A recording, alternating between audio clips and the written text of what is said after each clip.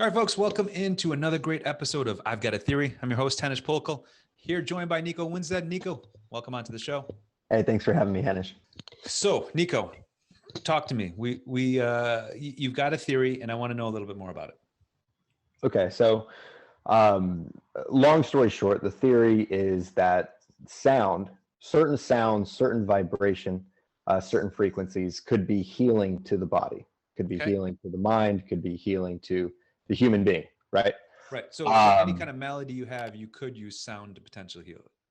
Correct. And put it this way, if somebody's very interested in how this would start, take a look at Cymatics. Okay, Cymatics is it's Cymatics. It's a very interesting field of visual art that meets physics, that meets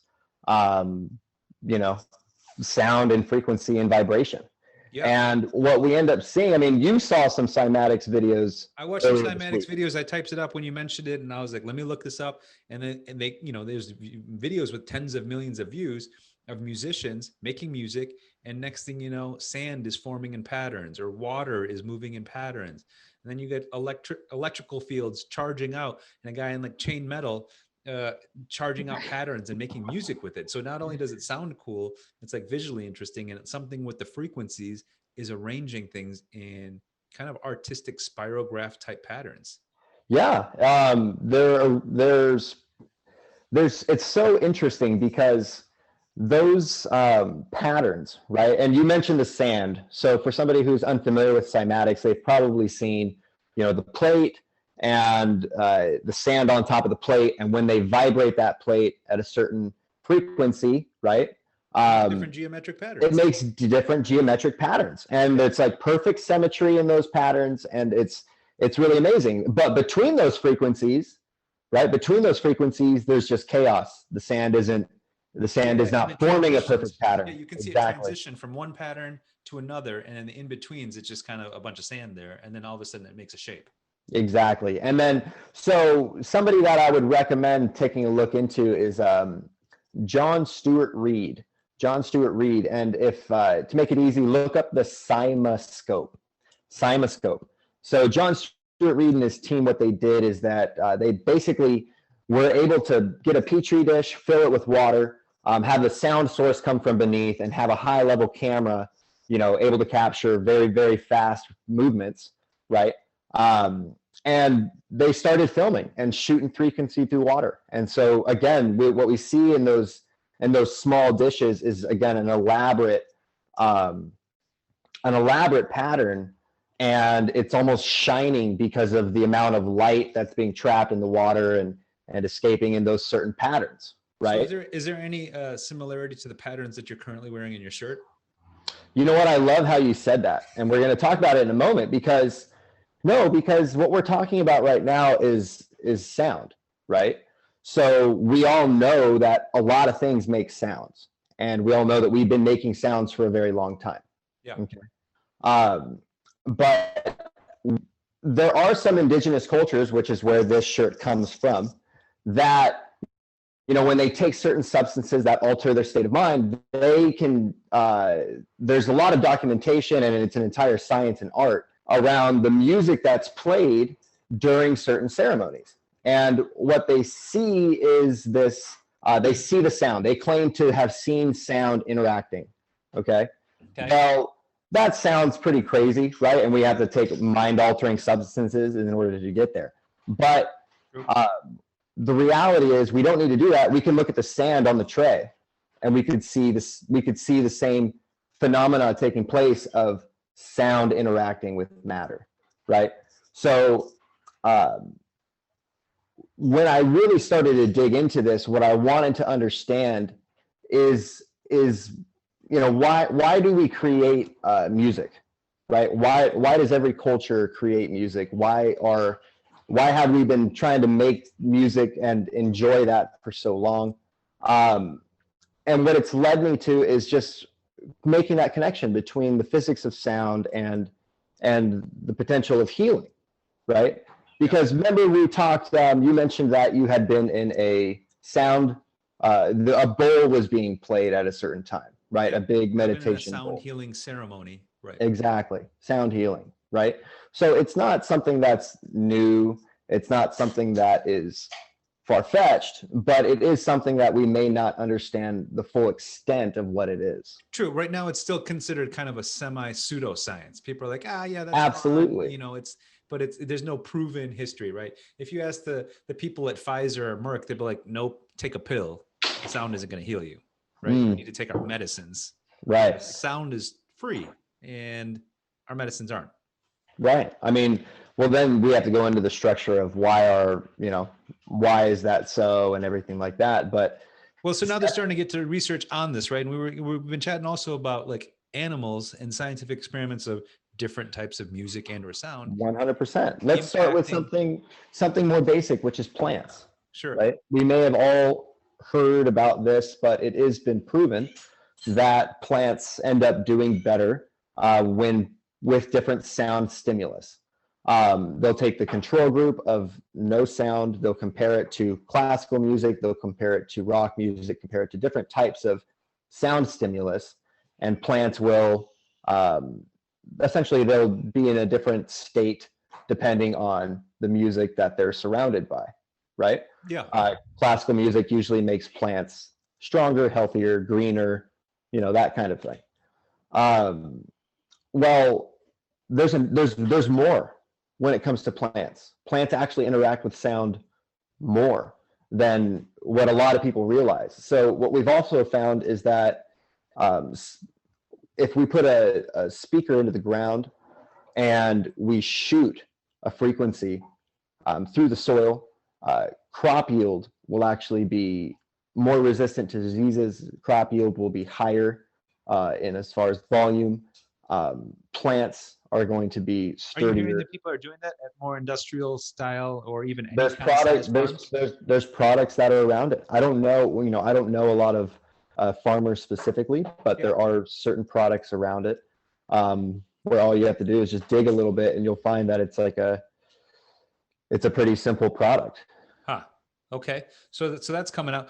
I just thought of this. What about ultrasound? Mm-hmm. Because it's not just, some people are like, oh yeah, you use it to kind of detect babies and stuff, but not necessarily. There's ultrasound treatments that you can get. If you have like scar tissue and stuff like that, the therapists and physical therapists and stuff, like my wife included, will use ultrasound handheld things to shoot it onto your body, right onto it. You don't hear it, but apparently it's supposed to break down the scar tissue. Absolutely. They're using sound to basically burn off unwanted like tumor cells. Right. And so what they'll do is they'll put a couple of devices on both sides of the body, shoot different frequencies, and where those frequencies meet, it creates a lot of heat, almost like your magnifying glass, right? How you can create a lot of heat in that small space. Yeah, I've heard they do lasers like that too. Exactly. Right? But exactly. I can imagine they could do the same thing with sound. Yeah, exactly. Focusing a sound to a pinpoint, and that's breaking down tumor cells. It's burning it. Basically, it's burning it. The amount of heat that it's creating. So the frequency that it's generating is vibrating enough where it's heating up those cells. Correct. When the interaction of the frequencies take place, that right there creates enough energy for heat to develop.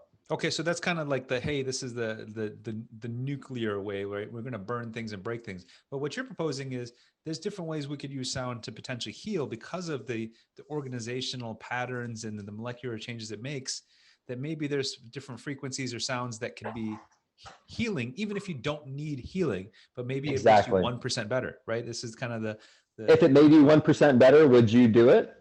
100%. Right. This is where the people at the top 1% excel, is they only look for 1% improvements. Exactly. Right. So what's interesting about it that I found, Henish, is that it's again, we've talked about this. It's nothing new, right? We all understand that we enjoy certain sounds over other sounds, right? Yeah, and sure. When we take a look at simple life, plants, we talked about also with mice, right? How when they're given the stimulus of classical music, they were able to do the maze faster, better, right? Yeah. It's nothing new, but I think that there's, on the atomic level, right? I think that there's something happening, but also on the cellular level, I think that there may be something happening that actually does make it to where the physical uh, wave pressure differential traveling through the medium has an effect. And I think that effect can be used towards healing. And I think it could, like we said, be used towards a form of torture or a form of Yeah, we didn't say that. We didn't say that in the air, but you're right. I mean, it's wild when people, I guess when you watch movies and stuff, because I've never tortured anyone, but like when they're like pinned to a chair and they have to listen to horrendous music for hours on, and they're like, please just pull my ears off because I can't handle it anymore. At a certain point, it's physically sickening. Yeah, right? Honestly, I've got 3 kids, and I love them to death. But man, when they scream, it's Yeah. tough. When one screams, it's tough. When 2 screams, it's like, oh my God. And when 3 screams, I'm like, please end my life. And just imagine that's happening for like 15 minutes straight. Oh, for sure. So, I mean, because I think I've seen those torture scenes in movies too. It's like, we're just going to put babies screaming and crying on the soundtrack because it'll drive you nuts. Exactly. And maybe that's me as a man. Maybe it's me specifically, but I feel like women deal with it a little bit better. Like, oh, there's a poor baby that needs help. Let me go help him out. And I'm like, someone please muffle that baby. Oh, that's hilarious. No, I agree with you 100%. It is physically, it hurts to hear that pitch. It hurts to hear specific sounds played in specific ways. But I think that, yes, it could be something that it could be huge, right? It could be absolutely huge. We don't acknowledge the significance of the physics of sound. This visual art, cymatics, that's cool. That's great. It's amazing. But my question is why? My question is, so we need to do some more studies on this, right? So there's got to be, yes, at least at the university level, someone should be given a grant and saying, okay, cool, figure this out, figure out some frequencies, let's pump it into people in various states of health and measure their various states of health and see if there's any improvements versus a control group that doesn't get to listen to anything. Exactly. Right. Or maybe there's different types of frequencies that can improve or, not improve their condition. Right. And it'd be worthwhile doing, right? Because then you're like, crap, if this is effective, we should be pumping this into hospitals. We should be pumping this into clinics and rehab places. If this is effective, instead of music in the elevator, let me listen to something that makes me feel 1% better. Exactly. If this is something that's relevant, it's like, I would want to have something just going straight at my body, right? I would want that frequency to basically be strapped to me to where I'm like a conduit for it to move through. Sounds like a Shark Tank idea. You're saying, let's make like a vest that you wear. Maybe it's under your clothes and it emits sound that could be healing towards you. There's a vest that's similar to it, but I was just joking, but I can't believe that exists. Okay. Check this out. This is how deep into the rabbit hole I've gone, Henish. Yeah. Okay. I appreciate you being here with me now. There's a vest. It's made for gamers, but essentially when they're wearing it, obviously when you play, it's like a haptic feedback thing. It's vibrating and making, it's playing the music through the vest. For sure. Right. And they have one of these here in Mission Valley in San Diego called Sandbox VR, and I think it's a chain place where you can play virtual reality games in a room. You and like up to 6 friends get it in a room, and you wear the vests with the haptic and the headsets, and you have like a gun and stuff. And then when the zombie grabs you, it feels like they grab you a little bit. Maybe it's just a little pulse or something, but it's enough to get you to jump. Yeah, for sure. I think those racing, right? I mean, I know even when I just sit in front of my computer without a haptic and I'm playing like Call of Duty, like I feel like at the end of 30 minutes, I'm having PTSD just because the flashbangs and getting shot and blood on the screen. And I'm like, my heart's racing. I'm like, I need to take a chill pill here. Right. Because our brain doesn't know that it's, it's like trying to separate. Convincing stimulus. Exactly. Super convincing. And exactly. So, it's kind of the reverse of a placebo effect in terms of like, I feel like I'm at war.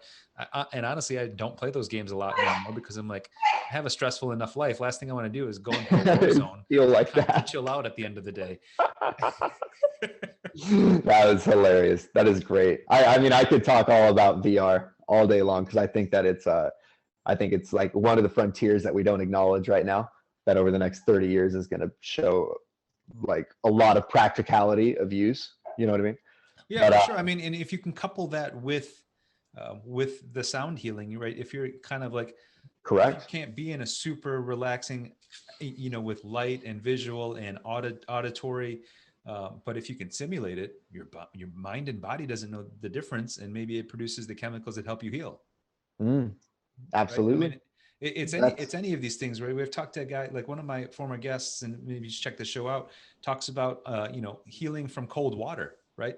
And oh energy yeah, healings from like breath absolutely, work, and the Wim Hof method, and taking ice absolutely. baths and stuff like that. And Yeah, there's I've no shortage had of science on that it is effective to be able to absolutely. be super healing for people. So sound doesn't seem too far-fetched to be a healing medium. And they're proving that all these different types of things can be effective, right? I mean, it's all these 1% incremental things that can help someone get a little bit better. Why wouldn't you take it on? Hey, I mean, what does 1% mean to you, right? It's Yeah. like where how much further is that going to put you in 10 years? So Right. like Yeah. when we look at what happens with plants, there's some amazing things, there's some really amazing science around it. And I agree with you 100% that we need to create the science of what's happening with more advanced life forms, whether that's a human body or whether that's Rats. single-celled organisms, rats, Yeah. all the way up to, you know, up to us, that kind of Sure. thing. Yeah. I mean, it's one of those things, like, yeah, the side effects couldn't be too bad from some sound testing. Like, go ahead and let's do this. Right. I mean, I kind of wonder at if it will have that duality in it. Do you know what I mean by that? Like, it could be good for you, it could be bad for you, Yeah. depending on how it's used, right? Right. But it's really interesting, and I've talked to a couple of microbiologists around it, and people that actually play with cells on a daily basis are saying, yeah, no, this is something that we need to look into. So what are some takeaways that we can share with any listeners in terms of what, are there stations that we can listen to? Are there specific music, bands, groups, resources that we can find that say, hey, research indicates that this type of music, this type of sound could be healing for you? Yeah. So if you wanted to spend some time doing it, it probably won't hurt you, and maybe it makes you 1% better. Yeah, I would say Van Halen is is going to be good for you. Okay. Yep. I'm just joking. Anyway, what I would say is a couple of things. One, there's an app that we can get. It's called Cymoscope. Okay, and if you remember what I was referring to with the Cymoscope, essentially they've taken all of the pictures that somebody can take, and if you play a note on the piano, you're going to see what that looks like, what it would look like through the Cymoscope. Okay. And again, just looking into what the Cymoscope is, because I think that it's a very powerful tool that we don't acknowledge yet. The other thing would be to just practice this on your own, right? We gotta remember that all that we're talking about is a vibration, and you can vibrate your body. I'm vibrating my body right now by talking, right? So if I connect the dots, the note that's being played to make the geometric pattern, right? If I make that note, right, if for an extended period of time, do I notice anything? And obviously that's not a very good empirical evidence. Do I notice anything, right? But I think that, people make decisions of what they believe regardless of empirical evidence all the time. Sure. Right? Yeah. So You can feel better. You can feel better, Yeah. right? So what I've been practicing is something called toning, which is free. If you do it around people, they might look at you, but it's not it's not invasive to them, so they're okay with it.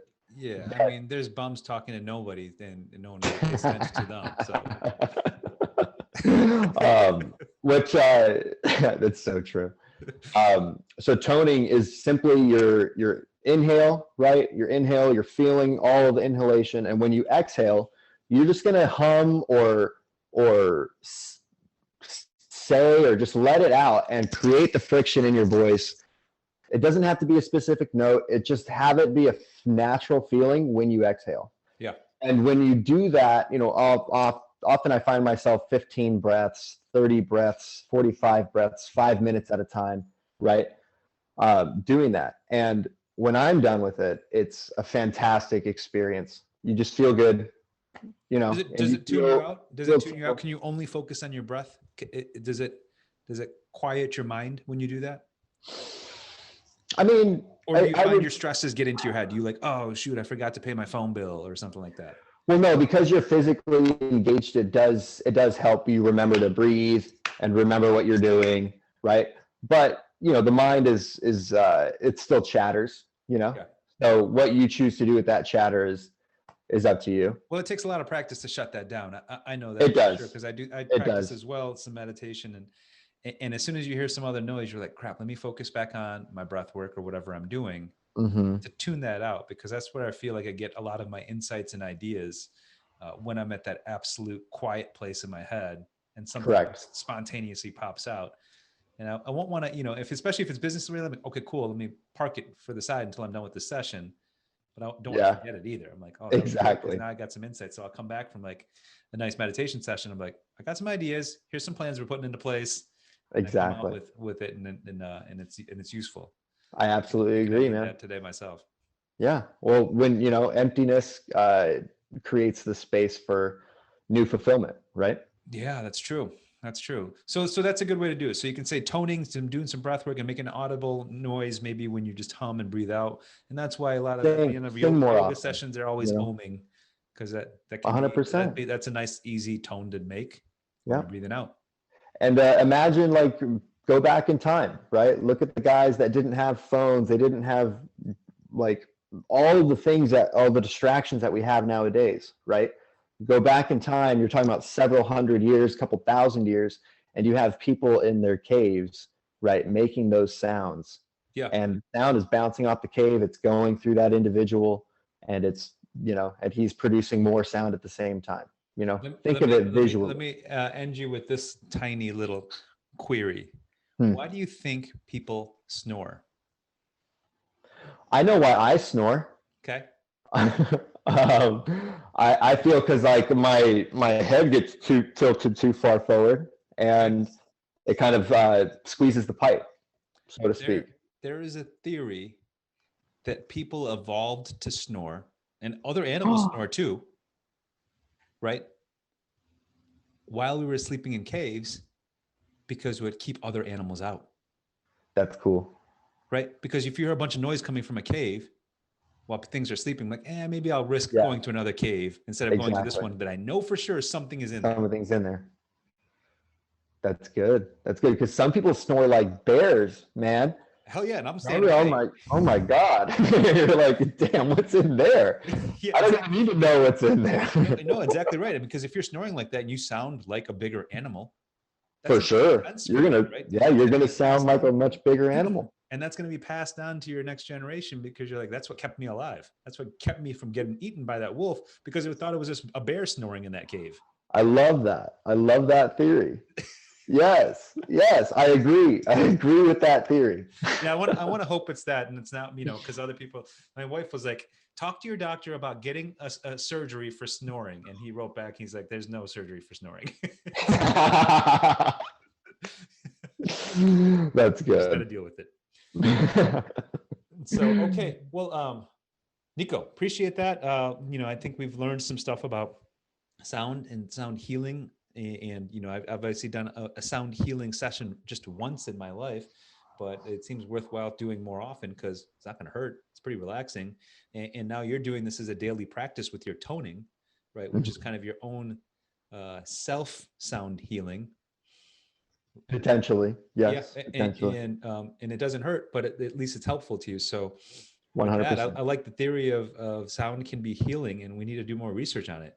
Yeah. I'm working on it. I'm working on finding the guys that are doing it. Yep. Yeah. You can get subjects remotely, right? You can like, okay, I'm going to take 20 people. Here's 10. You guys just do nothing. And 10, we're going to do this, but you need to get some baselines, right? You need to figure out what you're going to measure on them. Exactly. And what's amazing is that frequency goes all the way up and it goes down to 0. I don't know if it goes negative. I don't know what that means, but it goes all the way up into, light is frequency at, in incredible numbers. Yeah. I mean, I just think about the ultrasound and the ultrasound machines that they use to break down tissues and stuff. And like, it's odd that this sound, granted, they put the word ultra in front of it, but it's still sound. Correct. Kills you. Yeah. It's insane. Hey, thank you so much for having me on, Henish. Hey, thanks for participating in my show today, Niko. You just watched another episode of I've Got a Theory. I'm your host, Henish Polkel. Like, comment, subscribe. Catch you next time.